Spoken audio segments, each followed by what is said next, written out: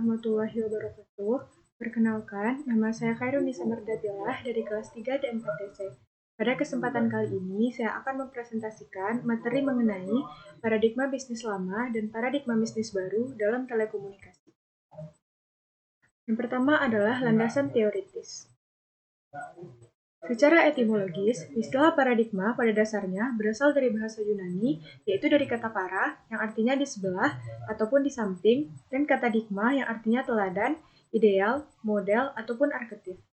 Sedangkan secara terminologis, istilah paradigma diartikan sebagai sebuah pandangan ataupun cara pandang yang digunakan untuk menilai dunia dan alam sekitarnya, yang merupakan gambaran ataupun perspektif umum berupa cara-cara untuk menjabarkan berbagai macam permasalahan dunia nyata yang sangat kompleks. Selanjutnya, pengertian dari beberapa para ahli. Yang pertama, Robert Frederick.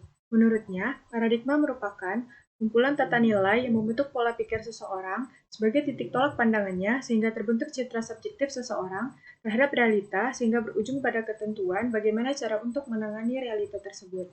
Sedangkan menurut Thomas Kuhn, paradigma adalah landasan berpikir ataupun konsep dasar yang digunakan atau dianut sebagai model ataupun pola yang dimaksud para ilmuwan dalam usahanya dengan mengandalkan studi-studi keilmuan yang dilakukannya. Yang ketiga, menurut C.J. Ritzer, paradigma adalah pandangan mendasar para ilmuwan mengenai apa yang menjadi pokok permasalahan yang seharusnya dipelajari oleh satu cabang ilmu pengetahuan tertentu.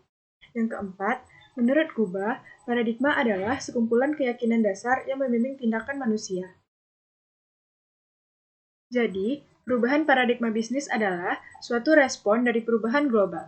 Perubahan dalam berbagai aspek lingkungan bisnis, seperti perubahan sosial, perubahan politik, perubahan tata ekonomi dunia, misalnya kesepakatan tentang GATT, AFTA, NAFTA, dan WTO.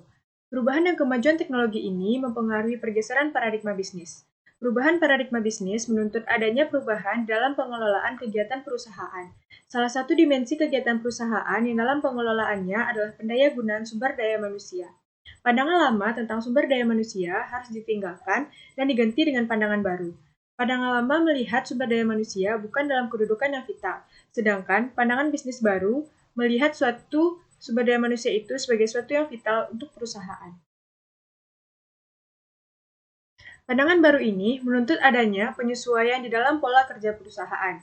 Dalam kaitannya dengan personalia di suatu perusahaan, hanya sumber daya manusia, cara-cara lama yang meletakkan peranan divisi sebagai unit yang bersifat administratif, kini berubah total fungsinya. Kalau dahulu, divisi personalia hanya merekam riwayat hidup karyawan, kapan mulai kerja, latar belakang pendidikan, besar gaji yang harus dibayar, jumlah adsen, dan tindakan indisipliner. Kini, fungsi tersebut telah berubah drastis. Pada kebanyakan perusahaan, nama divisi pun berubah dari divisi personalia menjadi divisi pengembangan sumber daya manusia. Untuk merevitalisasi sumber daya manusia, peranan visi perusahaan sangat besar, sebab visi adalah suatu statement yang berisikan arahan yang jelas tentang apa yang akan diperbuat oleh perusahaan di masa yang akan datang. Secara sederhana, Bert Nanus pada tahun 1992 mengatakan, "A vision is a realistic, credible, attractive future for your organization." Atau visi adalah suatu impian masa depan yang realistik dan dapat dicapai. Selanjutnya adalah perbedaan paradigma bisnis lama dan paradigma bisnis baru dalam telekomunikasi.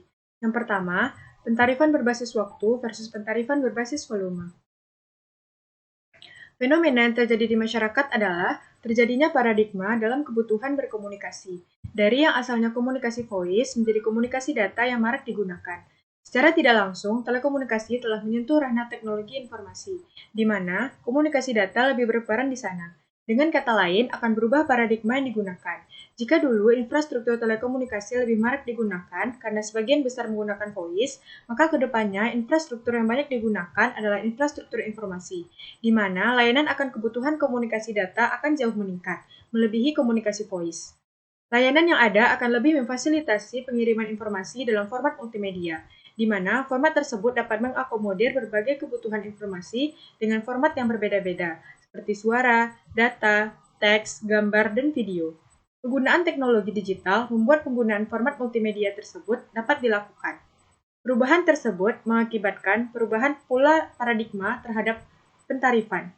Dari yang asalnya pentarifan berdasarkan waktu dan jarak, maka ke depannya jarak dan waktu tidak akan menjadi faktor yang diperhitungkan.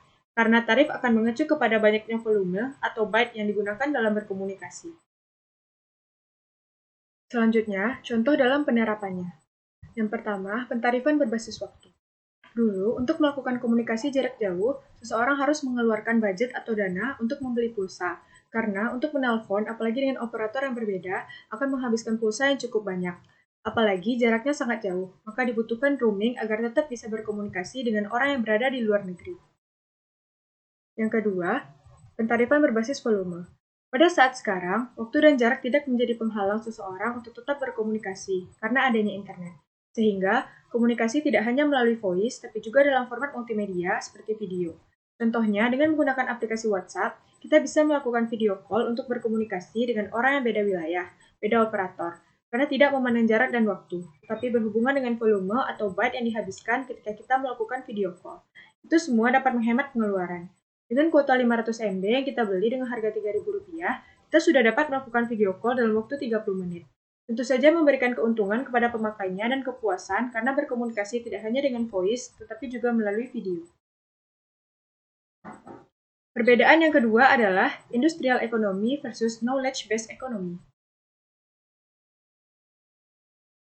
Secara sederhana, knowledge-based economy didefinisikan sebagai suatu aktivitas perekonomian yang bertumpu pada dukungan ilmu pengetahuan dan teknologi atau iptek, baik teknologi informasi maupun komunikasi, sebagai elemen utama yang berperan penting dan memberi sumbangan signifikan pada pertumbuhan ekonomi. Jika pada masa industrial ekonomi, tanah dan pabrik menjadi aset ekonomi paling berharga serta sumber utama kemakmuran dan kesejahteraan, maka sekarang ilmu pengetahuan yang menjadi aset ekonomi paling utama dan faktor determinan dalam menciptakan kemakmuran dan kesejahteraan.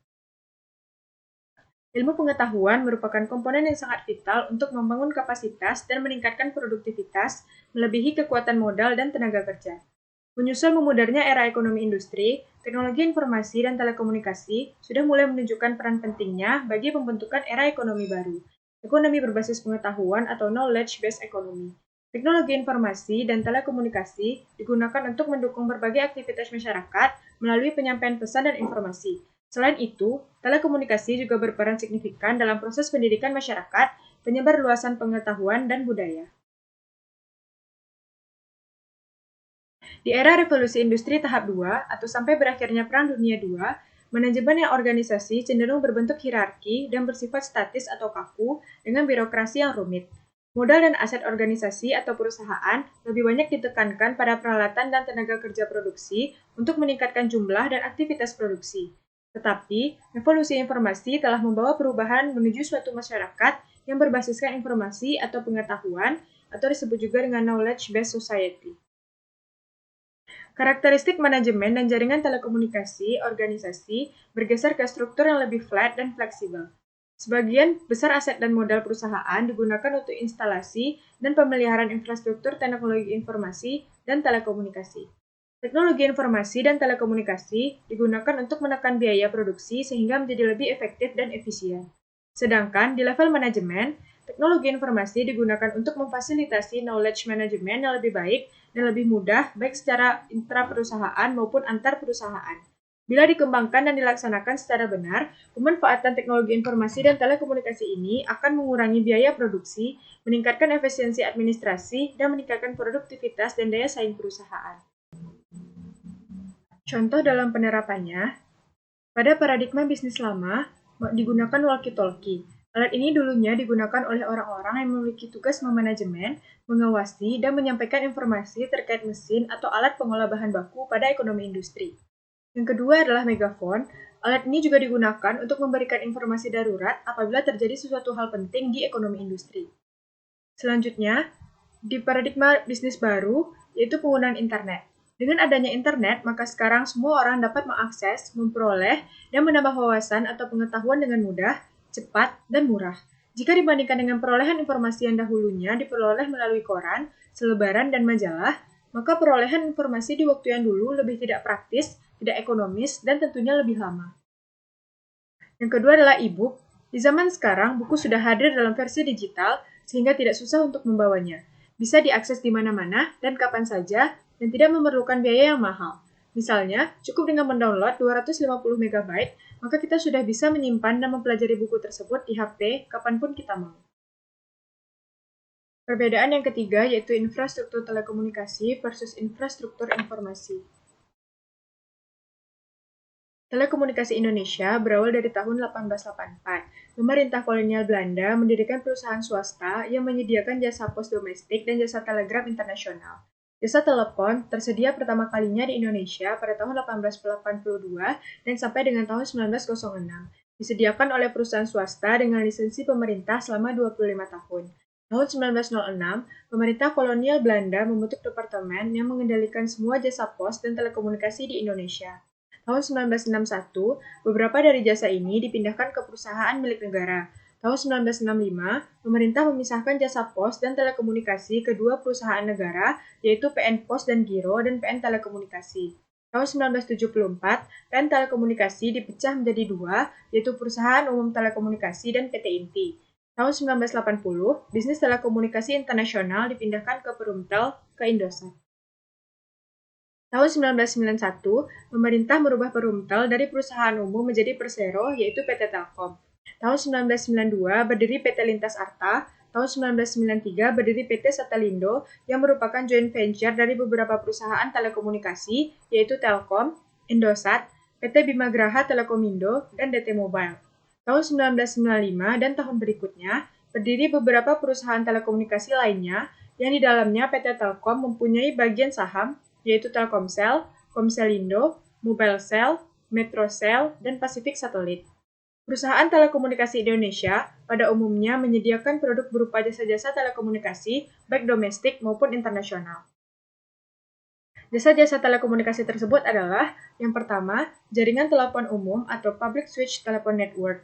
Jasa yang diberikannya adalah jasa pelanggan telepon atau Telepon Subscriber Service.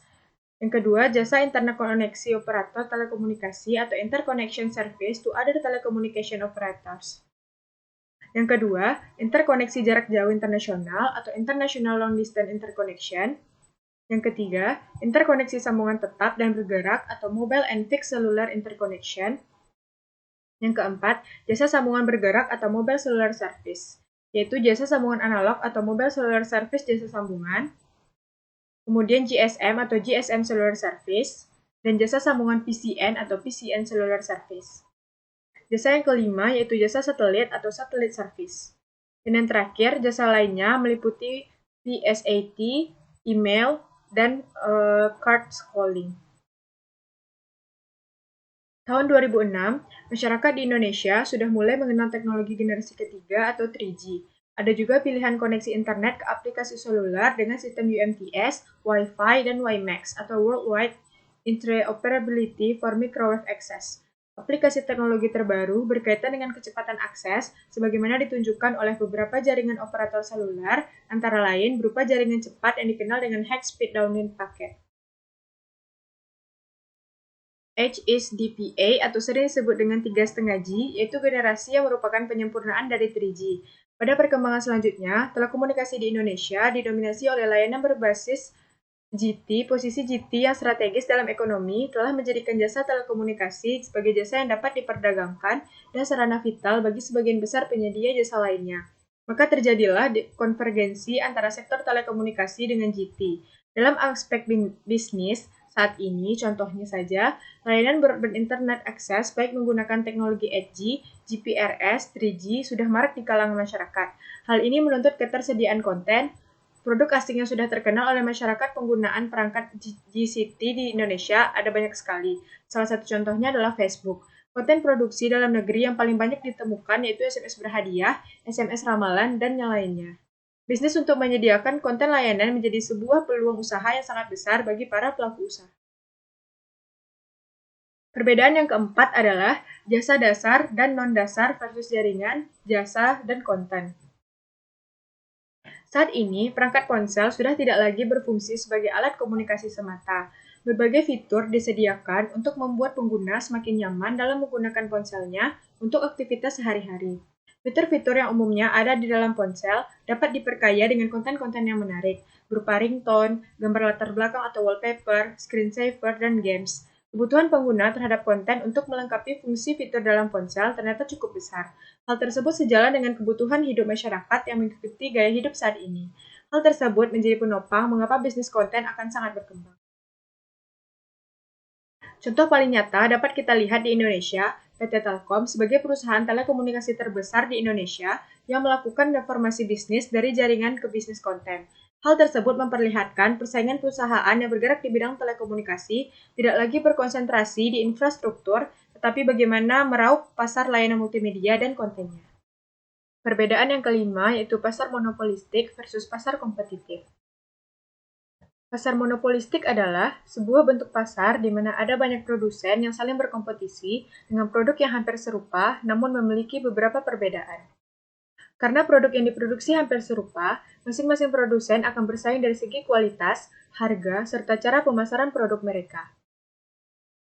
Ciri-ciri pasar monopolistik, yang pertama, memiliki jumlah produsen yang sangat banyak. Yang kedua, adanya diferensiasi produk. Yang ketiga, masing-masing produsen bersaing dari segi kualitas, harga, serta cara pemasaran produk mereka. Yang keempat, produsen bebas untuk keluar masuk pasar. Kelebihan pasar monopolistik, yang pertama, konsumen memiliki banyak alternatif produk.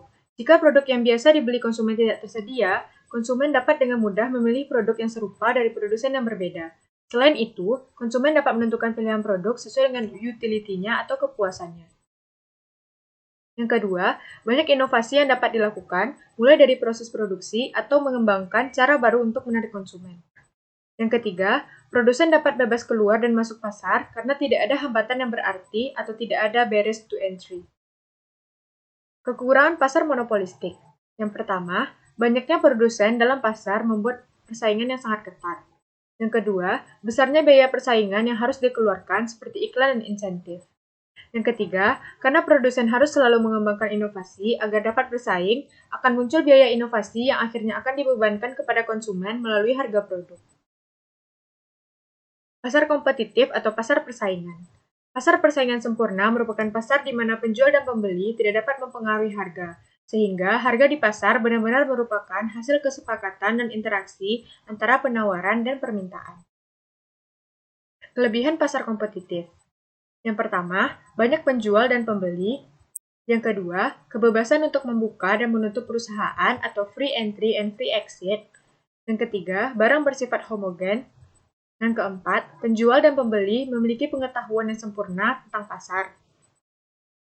Kekurangan pasar kompetitif. Yang pertama, pasar persaingan sempurna cukup minim inovasi. Yang kedua, pembeli merasa kesulitan memilih barang atau jasa. Yang ketiga, persaingan sempurna juga memberikan ongkos sosial dan distribusi pendapatan yang tidak merata. Pasar monopolistik versus pasar kompetitif. Dunia telekomunikasi di Indonesia mengalami perkembangan baru pada pertengahan 2001. Pertama, dari diterapkannya perundang-undangan telekomunikasi baru yang mendorong terjadinya iklim kompetisi yang lebih sehat di antara para pemain bisnis telekomunikasi utama, khususnya adalah PT Telkom dan PT Indosat.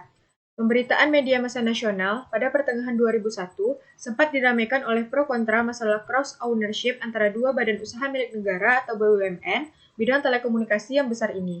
Masyarakat pengguna jasa telekomunikasi umumnya mungkin telah mengikuti perdebatan tentang cross ownership ini di media massa. Namun, mereka belum menangkap secara jelas apa pentingnya dan apa manfaat cross ownership antara Telkom dan Indosat bagi masyarakat. Cross ownership adalah program yang diminta Dana Moneter Internasional atau IMF kepada pemerintah Indonesia agar penyertaan saham Telkom dan Indosat di berbagai perusahaan swasta yang bergerak di bidang telekomunikasi diubah komposisinya. Untuk suatu perusahaan hanya diperbolehkan dikuasai salah satu saja, Indosat atau Telkom. Maka, Telkom dan Indosat diharapkan memecah kepemilikan silangnya. Tujuannya untuk jangka panjang adalah agar terjadi persaingan yang sehat antara keduanya untuk berbagai bidang jasa telekomunikasi. Ketentuan baru ini membuka ruang bagi iklim yang lebih liberal, kompetitif, anti-monopoli, multi-operator, dan berpihak pada pelanggan. Reformasi telekomunikasi Indonesia sebenarnya juga menjadi bagian dari reformasi sektor telekomunikasi dunia. Selama ini, berdasarkan ketentuan perundang-undangan yang lama, Telkom dan Indosat memang diberi semacam monopoli oleh pemerintah untuk mengelola jasa dasar sektor telekomunikasi. Telkom menguasai jasa dasar telekomunikasi domestik, sedangkan Indosat menguasai jasa dasar telekomunikasi yang terkait dengan internasional atau sambungan langsung internasional. Pihak swasta yang bergerak di bisnis telekomunikasi non-dasar harus bekerja sama dengan pengelola bisnis dasar, sehingga Telkom dan Indosat akhirnya terlibat dalam kepemilikan saham, baik secara sendiri maupun bersama. Kepemilikan saham, baik secara mandiri maupun bersama ini di perusahaan-perusahaan swasta, akibatnya terjadi semacam monopoli atau dominasi oleh keduanya terhadap sektor telekomunikasi Indonesia. Dengan adanya ketentuan perundang-undangan yang baru yang menghapus praktik monopolistik proteksionis di sektor telekomunikasi tersebut, tentu saja muncul sambutan positif dari kalangan bisnis. Dengan ketentuan baru ini, monopoli di bidang telekomunikasi akan berubah menjadi kompetisi. Ujung-ujungnya ini akan bermuara pada persaingan harga, tingkat pelayanan, efisiensi kedua perusahaan, dan sebagainya. Bagi masyarakat dan pengguna jasa, sangat jelas keuntungannya. Mereka dapat memilih jasa atau produk yang diinginkan. Mereka juga dapat membandingkan tingkat layanan keduanya dan ini lebih baik dari kondisi sebelumnya. Perbedaan yang keenam yaitu regulasi sangat ketat versus light touch regulation. Pengertian regulasi. Regulasi adalah suatu peraturan yang dibuat untuk membantu mengendalikan suatu kelompok, lembaga atau organisasi dan masyarakat demi mencapai tujuan tertentu dalam kehidupan bersama, bermasyarakat, dan bersosialisasi. Tujuan dibuatnya regulasi adalah untuk mengendalikan manusia atau masyarakat dengan batasan-batasan tertentu. Jenis-jenis regulasi bisnis. Yang pertama, regulasi perlindungan konsumen. Regulasi tentang hukum perlindungan konsumen tercantum pada Undang-Undang Nomor 8 Tahun 1993 tentang perlindungan konsumen. Terdapat dua bentuk perlindungan konsumen dalam regulasi tersebut, yaitu perlindungan preventif dan perlindungan kuratif. Asas-asas di dalam perlindungan konsumen, yang pertama asas manfaat, yang kedua asas keadilan, yang ketiga asas keseimbangan, yang keempat asas keamanan dan keselamatan konsumen, serta asas kepastian hukum. Yang kedua adalah regulasi perlindungan merek. Merek merupakan sesuatu yang dapat berupa tanda, gambar, simbol, nama, kata, huruf, angka, susunan warna, atau kombinasi dari unsur-unsur tersebut yang memiliki daya untuk membedakan sebuah produk dengan produk pesaing melalui keunikan. Sistem perlindungan merek. Perlindungan merek dilindungi secara konstitusi, yaitu hak atas merek diberikan kepada pendaftar pertama atau orang pertama yang mendaftarkan mereknya ke pemerintah atau first to file. Fungsi pendaftaran merek adalah, yang pertama, sebagai bukti kepemilikan merek, yang kedua, sebagai dasar untuk menolak permohonan merek orang lain, yang ketiga, sebagai dasar untuk mencegah terjadinya penggunaan merek yang sama. Landasan hukum perlindungan merek yang pertama, Undang-Undang Nomor 15 Tahun 2001 tentang merek, Undang-Undang Nomor 23 Tahun 1993 tentang cara permintaan pendaftaran merek, yang ketiga Peraturan Pemerintah Nomor 7 Tahun 2005 tentang Komisi Banding Merek, yang keempat Peraturan Pemerintah Nomor 24 Tahun 1993 tentang kelas jasa dan barang, yang kelima Peraturan Pemerintah Nomor 51 Tahun 2007 tentang indikasi geografis. Regulasi bisnis yang ketiga adalah regulasi larangan praktek monopoli bisnis.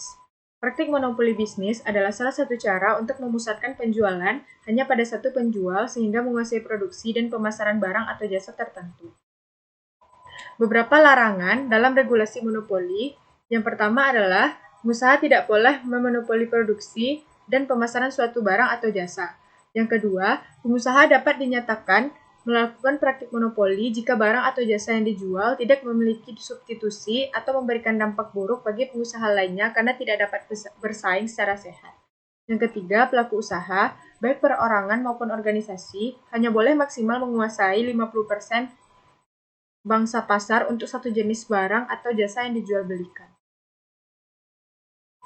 Regulasi sangat ketat versus light touch regulation. Regulasi berhubungan dengan bagaimana cara mengontrol manusia atau perilaku sosial yang diatur oleh peraturan-peraturan atau batasan-batasan.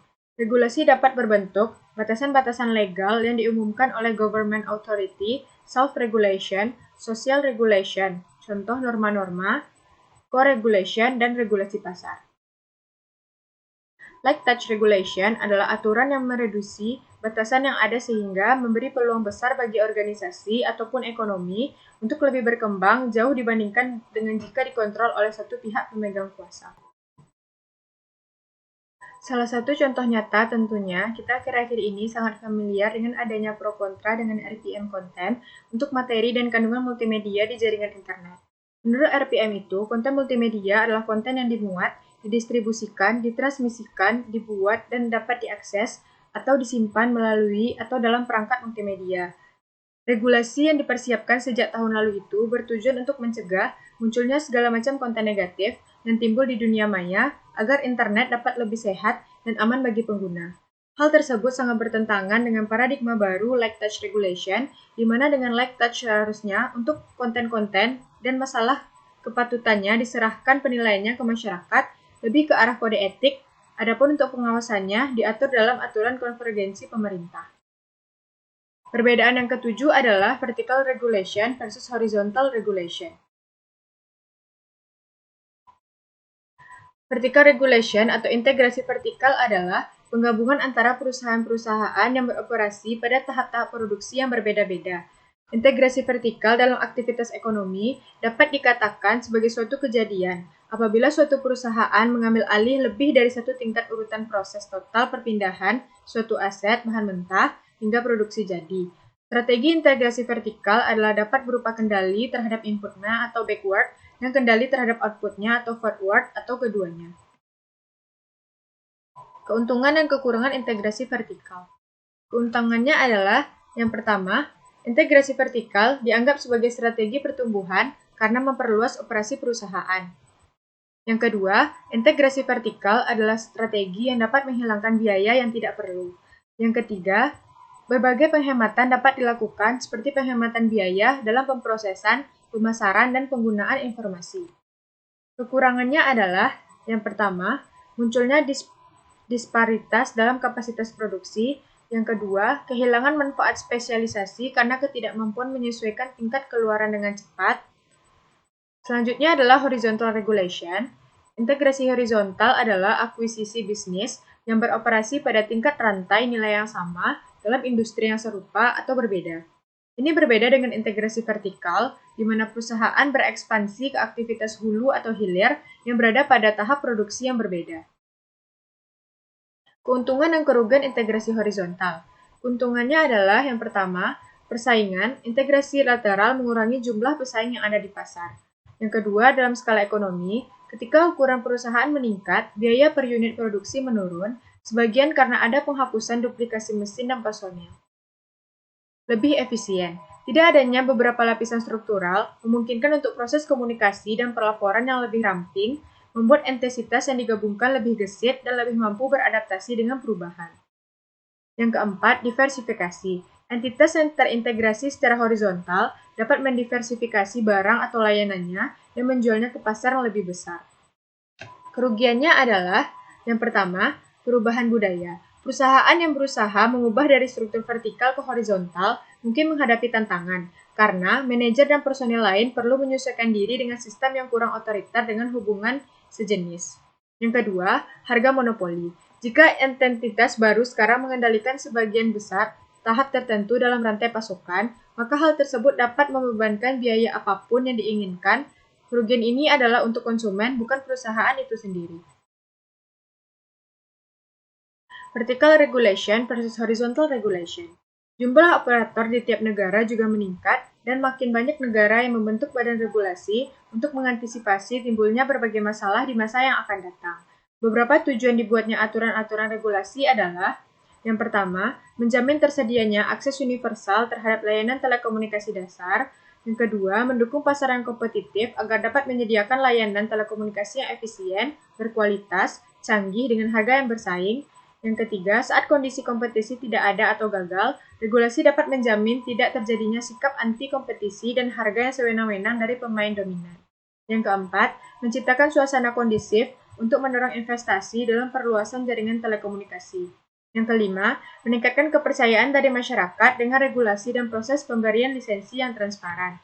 Yang keenam, melindungi hak konsumen termasuk masalah privasi. Yang ketujuh, mendorong keterhubungan telekomunikasi untuk seluruh pelanggan dengan pengaturan interkoneksi yang efisien. Yang kedelapan, optimalisasi sumber yang terbatas seperti spektrum radio dan penomoran. Lisensi telekomunikasi adalah surat izin yang menyatakan sebuah organisasi dapat dengan resmi menawarkan layanan dan atau mengoperasikan fasilitas telekomunikasi. Lisensi juga mengatur tentang hak dan kewajiban operator telekomunikasi. Tujuan pemberian lisensi kepada operator telekomunikasi antara lain, yang pertama, mengatur persyaratan dasar layanan telekomunikasi masyarakat. Yang kedua, pengembangan jaringan, layanan, dan tujuan universal akses lainnya. Yang ketiga, privatisasi dan komersialisasi. Yang keempat, regulasi struktur pasar. Yang kelima, menetapkan kerangka kompetisi. Yang keenam, alokasi sumber daya terbatas. Yang ketujuh, menjadi sumber dana pemerintah. Yang kedelapan, perlindungan pelanggan. Dan yang terakhir, kepastian regulasi. Sekian yang dapat saya sampaikan. Apabila ada kata-kata yang salah, saya mohon maaf. Saya akhiri. Assalamualaikum warahmatullahi wabarakatuh.